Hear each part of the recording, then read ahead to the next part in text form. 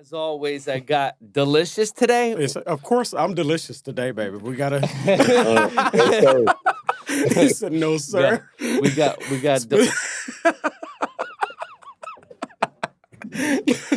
No, sir. I told Dave, man. I said, look, I'm not going to make him scream it up the street, man. At least we're like here one-on-one, small, intimate setting, so it wouldn't be as weird today for sure. Yeah. So I think we could have got away with it. like we at a restaurant. I'm like, what you gonna get delicious? Yeah. Ride around my top down, window shaking a lot now. I'ma stay proud, no Kane Brown, but I thank God for these days now. Don't make sounds, crash glass, no rebounds. End town, Nashtyville, and I stay proud now. Hey everyone, what's going on? It's your main man, Young Gray. As always, this is Nashtyville, brought to you by Big D Sauce. Today we got Cedric the motherfucking Entertainer in the building today. The man. Ced, how you feeling, bro? Right here. What up, fam? What's going on, man? What's up? Started out wild off the top. We already... Hey, Ced, that's how we roll, man. Like, this is not a game. I love it. Let's get it. I feel like Ced, when he was born, it was literally Ced the motherfucking Entertainer. Then it had to edit it down. Well, he edited it because mom and dad weren't going to follow through with that. Yeah. Yeah, exactly. My dad was like, "Hey, what about my name?" You know? Are you named after your pops? Yeah. So my dad's name is Kittrell. Okay. Kittrell style. So I don't even know where Cedric came from. I think like my mother saw some English name and thought it was dope, and so it's like said he said. That's how it came out. It worked, man. No, that's cool. So, like, tell us a little bit, because obviously everyone knows who you are. You've done some of the most incredible things, period. But, like, what was young Ced like? So I grew up in a little town in Carruthersville, Missouri, which is like the Boot Hill. My mother was a school teacher down there. I got a younger sister. And, we was always kind of fashion forward. Like my mom was, she was a young mother. So she, would shop out of the catalogs and make sure that we was always fly and Gucci, not with Gucci. Yeah. But we was definitely, for a small town, was like some of the flyest kids in the neighborhood. So it was that. But, a real warming environment. My grandmother, my mother's mother, cousins, all of us kind of live together, around in the same few blocks. Damn, this little bug is going crazy. So this We see him too, actually. It's all over you. It's making for great TV, I'll tell you that. Really fucking with me, right? But grew up there until I was about 10. Then we moved to St. Louis, man. And so from there, just, the whole more metropolitan urban life, city life. And then went to college at Cape Girardeau and got out, worked for State Farm for a few years. Okay. Discovered I could do comedy and then went on and started my comedy career. How were you as a State Farm agent? I'm sure everyone wants to know. Were you like, what's his name, Jake or whatever? I was about to say, he missed his mark. He could have been the first Jake. I was original Jake for sure, but back then we used to wear suits. We didn't wear the khakis. Okay, yeah. So we used to have to wear suits, but I definitely did car claims. And, I was one of these people that, try to take care of my folks. I always said, because black people came in with threatening them. I call myself bilingual because I spoke regular English and angry Negro. So black people come in, I'll blow this motherfucker up. No. Like, this car classic. You like, bro, that's old. That's an 82 Maverick. Yeah. No rims, no nothing. Missing a hubcap before the ramp. Yeah. That's just old. Yeah, that's old. Yeah. So right from State Farm, that's where you found out that you wanted to go into comedy? Like, were you already dabbling in comedy before that? No, it was like I started State Farm, and then maybe about two weeks later, this dude that I knew, he basically put me in a comedy competition. One of them ones like, yo, I think you can do this. And he's, told me that, he was a comedian. So he helped me write my jokes or put the stuff I would say in an order. Right. And I went up and won $500 the first time I ever did it. I was hooked at that point. That's funny, Okay. man. Heck That's yeah, funny. man. And you say I've seen you before. You said when you first started out, you had the small set. Like you were struggling to even fill that 8-minute window of that. Yeah. Because I understand, and clarify it if I'm wrong, but I understand as a comedian you have that. You got the 8-minute, you got your half hour, you got your hour guy, and you're paid based off of those tiers. So I understand you were struggling to even fill that first 8 minutes when you first came out the gate. So that's where I understand the singing, and you're the world-renowned pop locker. So I assume a lot of that came, along with you can dance, man. That's like no joke. Dude, you say Cedric the Entertainer, and like literally, and we'll play around a little more with the entertainer piece later on. But you got to think, man, this dude like legit is. Yeah, you came up for comedy. You're gonna get way more than comedy. Like set up here doing cooking shows and everything to fill the 8-minute gap when he first started. Exactly, and that's because the thing was, I had been to college, so the only money that made sense to me was the middle money. Right. Like so, it was the money for 30 minutes. So I mean, 8 minutes of wasn't gonna do it. I didn't have no jokes. Yeah. So I got to figure out how to be up here for 30 minutes. Yeah. So I'm singing the whole Luther song. Are you gonna be? Are you gonna be? Are you gonna be? Well. Yeah. All the runs and ad-libbing. I'm running every run. Then I do a dance routine. I do about 5 minutes worth of jokes. So I'm looking at my clock the whole time. Like, wow. So, but question to offer that though, how is that depending on who put that show together? If they're putting a comedy show together and you came up there and gave them a whole Star Search, solo, 4 minutes of your routine, how does that work? Do you get off stage and like that $54 that you thought you were gonna get to be up there, you got 29 instead because you only did comedy half of the time? If you do the time, you got to get paid. Okay. And that was customary. So the thing is that I add a little variety to it, but it was the most entertaining thing that people had saw. Yeah. There's some people that can do 30 minutes worth of comedy and you wish they would have got off 8 minutes ago. Right. Minutes. You like, nah, you could have been done, bro. Like that shit was horrible. But at least, the stuff I was doing was funny and I was adding comedy to things. And of course, just taking advantage of all the skill sets that I had. Yeah, so right. That was. I wish I was one of them dudes that knew how to paint a picture. Yeah, you know how you go to like the Super Bowl and right. Yeah. Well, I can tell a joke. Well, look, I don't mean to cut you off, but I do know, like, bro, in this day of social media, bro, nobody's gonna get on and start firing us up on Twitter because they be like, "Wait a minute, he said $54." So I need to correct that before we move any further and make sure everybody know that my basic math skills are in place. I said 54. I split it to 29. I'm in HR as a professional, so I was actually doing prorated math. So let's make sure that everybody understand before you start, because Dave also knows that I'm one of the people that will respond back. Said I'm telling you, I'm not that guy. Like I don't have anything. Yeah, I don't have anything to protect. Yeah, so I'm fully prepped for anybody to bring it. I will send a formal response back to you, and the sensitivity stuff these days. I really hope you can deal with it. So, you gotta be ready for the smoke. You gotta be ready for the smoke, man. So you're doing these little comedy shows and stuff like that. What was the point that you were like, oh shit, like that flip around, that switch for you that pushed you to that next level? Right.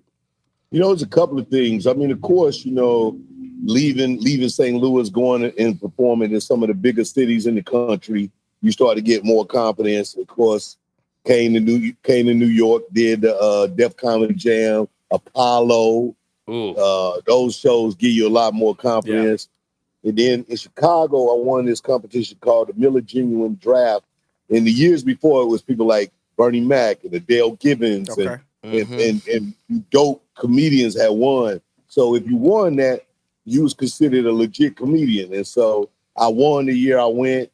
And so that was one of those things that give you a lot of confidence. But I wouldn't say my career didn't really change until I did those Bud Light commercials. That's when I noticed I went from kind of being like a star in just the hood or black household to a more like nationally known person. Right. And the first time when I did one of those commercials where I shook up the beer and it split on the girl, that it won the Super Bowl. And I was like in the news, I was everywhere. And that's when you start walking through the airport and everybody knows. Yeah, exactly. No, that's dope. So man. where did from there to like the Steve Harvey show and stuff like that, was that pretty right next to each other? Yeah, they kind of, once I got hot, all that stuff started to flow. I did a Steve Harvey show. I think that was 96, maybe somewhere. That was like 98 when we started it. And but me and Steve met like a few years before then, got cool, was running with him, and then when he got the opportunity to do that show, he asked for me to be his partner on there. I actually had a deal to do my own show, and yet I had saw him he had another show before Steve Harvey called Me and the Boys, and I saw how hard it was to keep a show up. Yeah. So I elected to go in the shotgun seat. Yeah. And so that I can watch and learn. And so that was actually really great. It's been a great learning experience. I mean, me and Steve been brothers ever since. So that's just been a real cool thing, like for me to learn how to rock television, build a career, all these kind of things based off riding shotgun at that time in my career. No, that's dope. And I appreciate. I used to watch Steve Harvey show all religiously. the time. Me too. But I'm not gonna lie. I was gonna give him props for. I didn't know Warner Brothers was even a network until I was like, and then it was new back then. Well, it was new, but then it took off so much that. Like, I'm gonna tell you, like, all black people were like, oh, that stands for We Black. Like, we taking, that's our network. Like, I mean, we're running with this, like the Steve Harvey on it. It's the main show there. Like, we're gonna click and we're gonna own this, and run with it. But no, the show, I mean, it was a great run, and the show was solid. Like, so and it's still on the air. I mean, in many places you can still see the Steve Harvey show being played in syndication, which is great. And I think that is a testament to how good the show was and how people grew up on it, love it, and the characters, Terry, who played Levita Alize Jenkins, Wendy Raquel, who went on to be on The Game and all those other shows. Just, everybody's still hella busy, man. So how would you compare now? I mean, since that was your trial run, like you got the waitresses that always want to serve tables till they find out they can't carry a tray. So you go to that lower end restaurant, learn your craft, and then, you pick up and run with your own. So how would you compare your experience on the Steve Harvey show as opposed to what you're doing now and your maturity? What's taking you to, because you're still running it, shows. So you're now in the neighborhood. You just hit with that 100th episode? We did 100 last year, so we over that number now.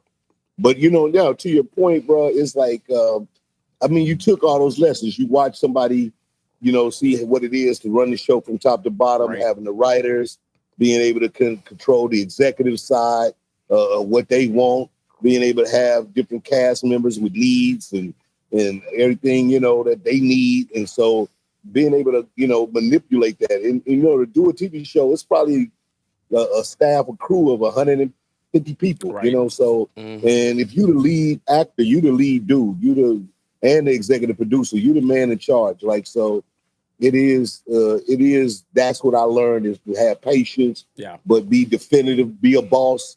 And, I make sure that, it's all about getting the work done so that we can get to 100 episodes. We can get to 200 episodes. That's what we're trying to do around here. Right. No, that's nice, man. This is probably a very common question, but like, if you had to do if someone was like said, we have a sold out event for you today to do a comedy event, or we have you acting for this commercial, what are you choosing? Choose to stand up, man. Like it is the thing that kind of started what it all about. That you grab that audience.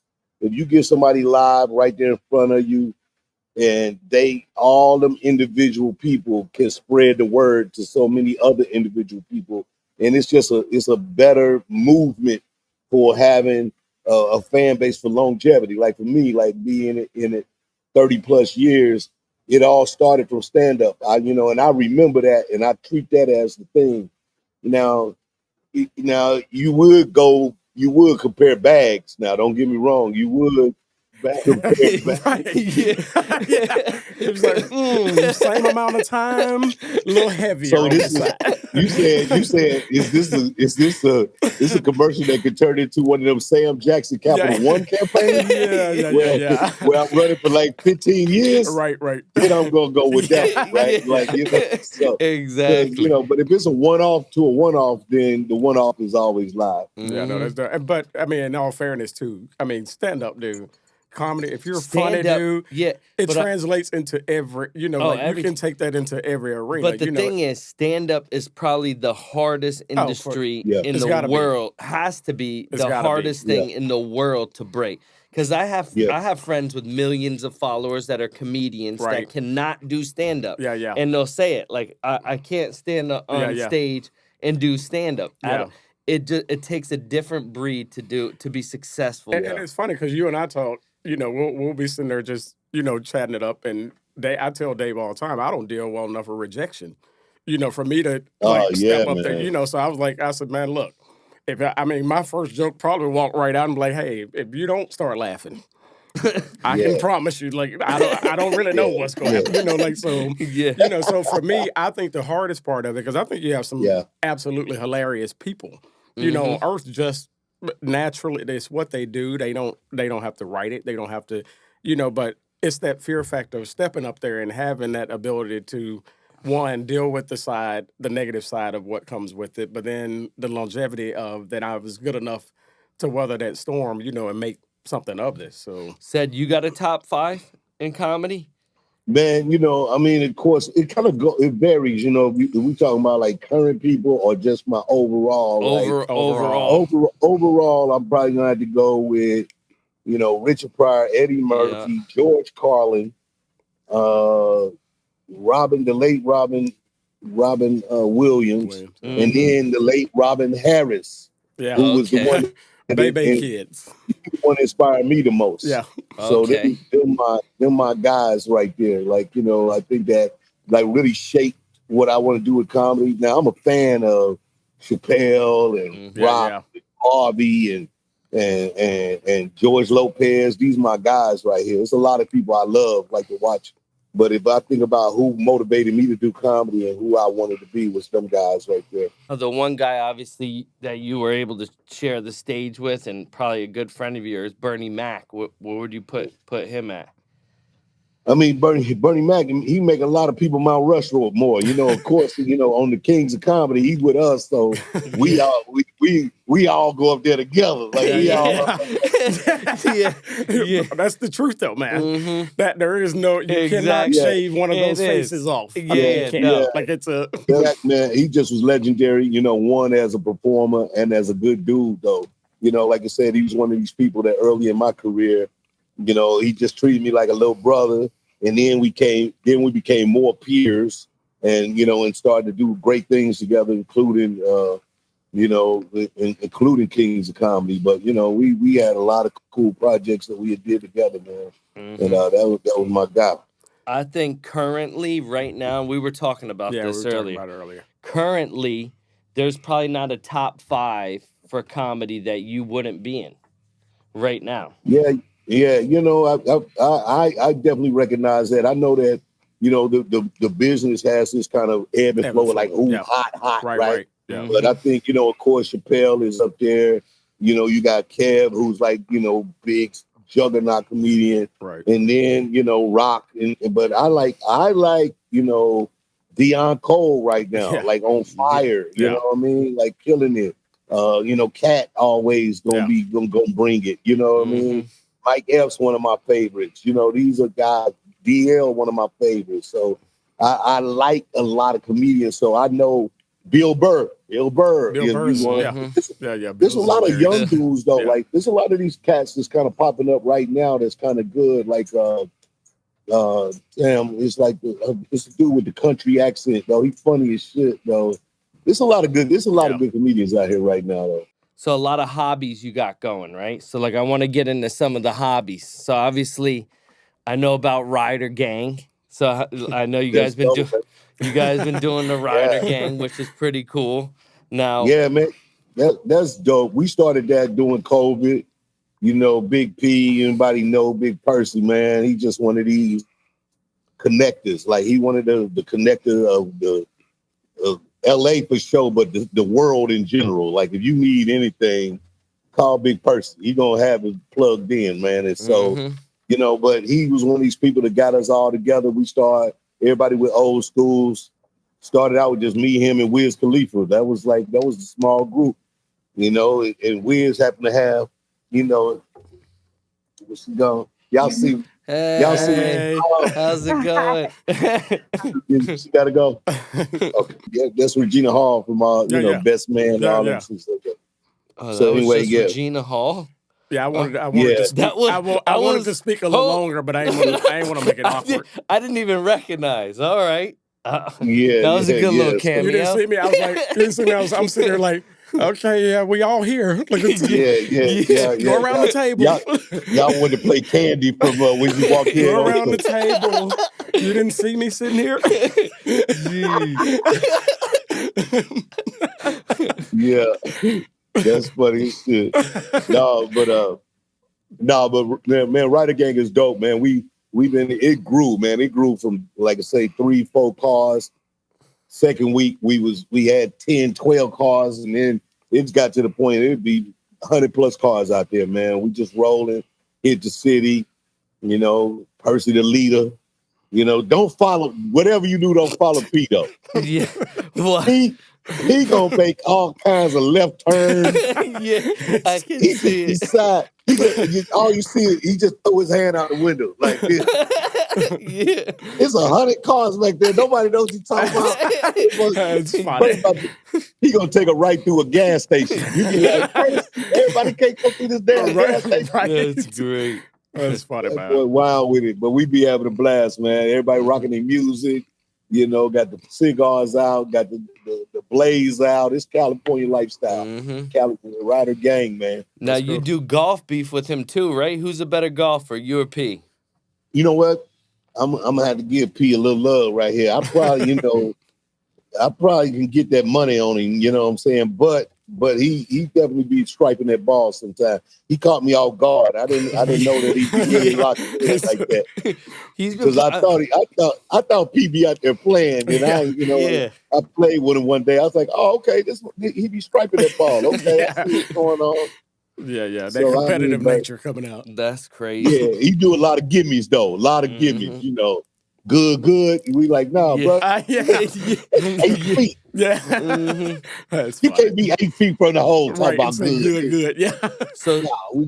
So Seth, this I really want to bring up to you because I just launched my own barbecue sauce called Big D Sauce, and I know you and Anthony got like a sauce company and rubs and stuff like that. Yeah, man. And I talked to P. I was like, yo, P, if I challenge him in a cook-off, what's the chance that he'll do it? He's like, if you make it like a charity and stuff like that, we may be able to do it. So I think we got to do something for the people where we see what's the better sauce. I like the idea of that. You know what I'm saying? Because I grill a little bit. We mainly do the food and the seasonings, and we did it for the culture. So I don't really claim to be the one on the grill. I usually get my people to grill for me. Well, no, that's what I'm saying. We got this dude ain't on the grill either, man. No, I'm not on the grill. Don't let him No, we'll get you to Nashville. 404 Kitchen, one of the top restaurants in all of Nashville. We'll shut down the whole entire restaurant, and we'll do a huge charity event. He'll cook the food. You can do a book signing for Nashville, and we can get everyone out here for you. Yeah, that'd be dope. Which will be good. Love it. Yeah. I'll get my people from Blink Media to hit y'all up. They've been coordinating these for me. That'll be beautiful. That'll be a dope idea. Yeah, I like that'd be dope. Heck yeah. So off the book, bro, because I mean, this man constantly adding something to the entertainer. So like we got this. We got a bucket that started out less than 8 minutes long. That's now over 80 minutes long. Because he keep dropping something else in there. So you gotta spill it a little bit for us now that you have dropped the novelist title in the name now. Yeah, exactly. Flipping boxcars, man. That's my book, man. It's you can grab it anywhere books are sold right now. You got But it's a novel. It's loosely based on my grandfather. Yeah, flipping boxcars Okay, right hell there. yeah. Yeah. That's sick. So he was a businessman, entrepreneur, a very famous crap shooter, dice thrower, and a bootlegger all in Hell the late 40s. And so I kind of took some of the stories that I heard from my mother and my uncles, and then I fictionalized this whole tale of him doing this big caper against the Irish mob in Chicago. So it's dope. It's about, and the title is when you shoot dice and you hit 2 6s, that's called boxcars. Right. And then he also did a thing with some Pullman Porter friends where he flipped some train boxcars in order to pull this caper off. So they was flipping boxcars there. So that's like where the title came from. That's kind of, and it's kind of dope that you put that you honestly have that personal. It's not like everybody goes and writes a book. It's the personal tie in it. That like not only are you proud of putting a book out there, but now you're even more proud because you put that legacy into it, and it's tied to something that actually means something to you. So you're not just out here pushing pages. You're pushing part of who you became. And it's unique to your point, though, is that it tied me to my family in a unique way because, like I say, he passed before I was born, but to do the research, even though I'm making up the story, I had to get a lot of things right, like time and people, locations, buildings. Some of these things were true, and I just added to the storyline. Of course, that made me closer to him, made me understand my family legacy. Even that hustle inside of me, that idea that I want to do a little bit of this and I want to do a little bit of that. That's who my grandfather was, and it was interesting to discover that while writing this book. Yeah, no, that's dope. I mean, you flipped the industry, and he's flipping boxcars. So that's deep, man. That's dope, man. That's freaking awesome. Yeah, that's super nice. So what's next for Seth? The world knows you are a man of multiple traits. What is next for Seth on the list? Man, well, I mean, for one, we definitely growing this AC barbecue to a big brand. We actually just announced we're going to put a restaurant on Jackson State University campus. Oh, that's dope. Okay. We got a deal going with Sodexo and Magic Johnson's company that provides restaurants on a lot of HBCUs. Okay. So we're getting ready to grow our brand like that, where we'll have the AC Barbecue brand on college campuses. Campus. We're doing the virtual kitchen brand. So we really trying to grow this company really big. We're about to be in Lowe's. We're in Walmart right now. So it's hustling that, really trying to hustle on the entrepreneurial side. The neighborhood's coming, whenever this strike is over, the neighborhood coming back. We know that we're doing that. I got a couple of spinoffs. I got one with Tracy Morgan that's going to spin off of my show. Okay. And so I'm producing for a lot of other people now. That's why I was meeting with Regina. So I'm also creating stuff for other people as well. I'll tell you a funny story about Tracy Morgan. So before I got started in hip hop and music and stuff like that, I used to sell security systems. Now I sold Tracy a security system. He had ADT at the time, right? And back in the day, it wasn't like technology that you can close your doors or lock with your phone. You had the key fobs. Right. So Tracy lost his key fob, so he calls me up, and he's like, "All right, can you drop off a new key fob?" So I'm like, "Sure, I'll bring a key fob over." So I'm pulling up to his house, and he's backing out of his driveway, and he smashes into his other car. With his one car, he hits his other car. But he gets out of the car and he goes on this rant. But I was dying laughing because the rant was so funny and he was cracking jokes while doing it. Right. But he was so upset at the same time. And just to think that stuck with me just for forever. I was like, yo, meanwhile, I saw Tracy hit his car with his own car. With a new fob. Here you go, sir. Sorry. Yeah, here's your fob, bud. Sorry. Oh, that dude, Pete, was this in the Jersey house? Yeah, in Jersey. Yep. Oh, yeah. He got too many cars as it is. That's probably reason. I was like, boy, you act like that Walmart money, truck money. Yeah. Yeah, That's cool, but he though. a good dude, man. He's funny as they come in the legend, man. Mm-hmm. So what's up with the we're casual sippers of Yeah. all things. So the Seta, am I saying that Yeah, correct? man. Seta wine is based off my mother wrote Seta. I did the wine for her. That was 2019. I started that. Okay. Partnered with some a great vineyard, Smith Devereaux, up in the Napa Valley. We introduced the wine, and now we've been growing it. So that was the Napa grapes was a little more expensive wine. It's like an $84 bottle. Okay. But we just now introduced the California Setas, so red and white, and we now have wines that are a little more affordable. $26, $22 for the white. Okay. So right now, that's what's going on. But you can order it online. It's beautiful, man. It's another thing. My mother was an educator. She wasn't a big drinker. Right. So whenever she would just have a little something to your point, she would just drink a little wine, and she would always say, yeah, toast the glass with a touch of class. right, yeah. We put that on the back of every bottle, toast the glass with a touch of class, man. So that's just awesome. an homage to moms, man, and a way for us to give back. We, my sister and I, we give back through her, my mom's Red Rose Reads Foundation's literacy program. She was a reading specialist. So we do books and book giveaways and literacy programs and support those kind of things all around the country. Man, you're out here making her proud, man. You tied the family back. Yeah. You done dropped the new novel, so it ties right back to like the family even more than what we kind of talked about a few minutes ago. The thing that I learned most so far today, like you are generally a good dude, man. You got like a great heart, which is awesome. Like you're the king of comedy. Said I didn't think it was any different before today. I don't know what he had in his mind. That dude got hit like, man, I don't know. I mean, I heard him say it was awful. So let me go in here and just clear the air with me. Yeah. That's good. I don't think there's enough white hats in the game no more, man. Like, everybody feel like it's important to, to play the villain and be the tough guy.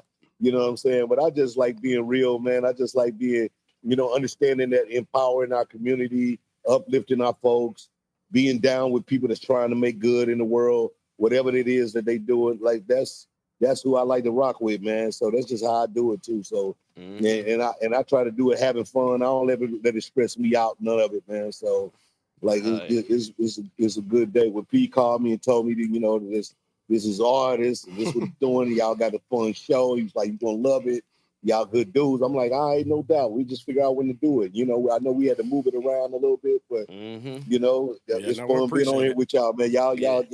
Y'all do it right. Like this is a fun ass show off the top. Yeah. Well, look, man, I can't even let us even start to close out because I actually need to tie back a personal for myself because this went full circle for me more than you know. When Kings of Comedy came out, me and my roommate from college, we became, we men now. We got to move off. We were way too broke to be moved, like way too broke. So we move off campus, man, and every night for the first couple months, bro, I swear I'm walking in. I was like, oh, somebody got our furniture again. Well, no, we just couldn't afford to buy it. It just wasn't in there. So we had 2 lawn chairs, a TV, and occasionally we'd hold a session for our little antenna friends, a.k.a. roaches that would come out and sit with us. Yeah, we didn't have chairs for them. We had our 2 lawn chairs, and but we sit there, man. No lie, say we watch Kings of Comedy every single night because it ain't much that a beer, friends, and comedy won't fix. So for he and I, we had our own personal struggles in our family. We had our personal struggles living there together, trying to figure it out, knowing we were going to buy one piece of furniture a month until we were ready to move. But for us, that justified our existence and get up and do it again. So, man, I'll tell you why I got your attention. Never thought I would ever have your personal attention. So I appreciate it, But for me, even back then, bro, like you're changing lives, not even knowing, that you're changing lives. I literally had the thing memorized. So like I have 4 of my favorite guys on screen, and literally all in one. This thing wraps back around. So I appreciate it for sure, man. That's dope, man. I appreciate that, man. Yeah, that's interesting because you don't really think about it whenever you're doing art, right? I mean, even this, you guys, like you creating something, you'll look up years from now and people will be like, yo, they was influenced by just the vibrations that y'all give off, right? Mm-hmm. And it is one of those things, because when at the time you doing it, you don't realize that's almost 25 years old right now. Right. The Kings of Comedy. Right, That right. stuff is, Yeah. and yet it still resonates. It still is one of these things that people be like, yo, I just watched it the other day, man. You know, blah blah blah. Yeah. Or had those kind of stories. Here's a funny quick story. Mystical, he didn't know that I came out to Here I Go. So he said he's sitting in the movie theater and watching it like everybody else. And when I come out and his song go on, he said, man, I lost it, dog. He said, I had tears. He said, it was just too much. He said, I was crying, I was yelling. He said, I couldn't believe you had put my song in that movie. Right. And I was like, dog, like it was just one of them things that, you know, for me, I was, like at that time, I was definitely the youngest one in the group. Right. Everybody else was doing Motown and grown ass songs, and I was on that. Yeah. I was on that. Right. Yeah. Here I go. Here I go. Yeah. Uh-oh. Yeah. Yeah, that's dope. Yeah, man. That's Big crazy, up. So man. So that's real. all right, man. Well, we won't keep you too much longer, Said. Again, man, honestly, from the bottom of my heart, it meant the world to have you on as a guest, man. Sure. And Yes, sir. again, if anyone, I mean, everyone knows you, but now, like, if they don't even like you as much, I promise you, they now love you even more, man, because you are the freaking man, bro. Yeah, for what sure. do you got? Any last words, D? We appreciate you gracing Nashtyville with your presence today. Now we're looking forward to you actually getting to. Yeah, we're gonna do a big event, and then I like it. Yeah. And then I think you coming out to Nashville would be a different experience the next time. Or I don't know if you've been out to Nashville a bunch, but you come out here, we do it right. Yeah. P will tell you. Oh, for sure. No, it's legendary. It's a legendary town right there. I had a blast. You know, I shot my last special there in the one I did in 2016. I shot it at the Ryman. Okay. So you know what I mean? Yeah. So it's bad. Yeah, exactly. Yeah. So, but it's definitely a town I'll be more than happy to pull up in. That's for sure. Hey, let's make it happen, man. Mm-hmm. All right, y'all. Hey, we appreciate it. Get it. Hey, I'll holler. Appreciate you, Seth. I'll holler. Appreciate it, man. Yeah. All right, y'all. All right. I'll holler. Ride around my top down, window shaking a lot now. I'ma stay proud, no Kane Brown, but I thank God for these days now. Don't make sounds, crash glass, no rebounds. End town, Nashville, and I stay proud now.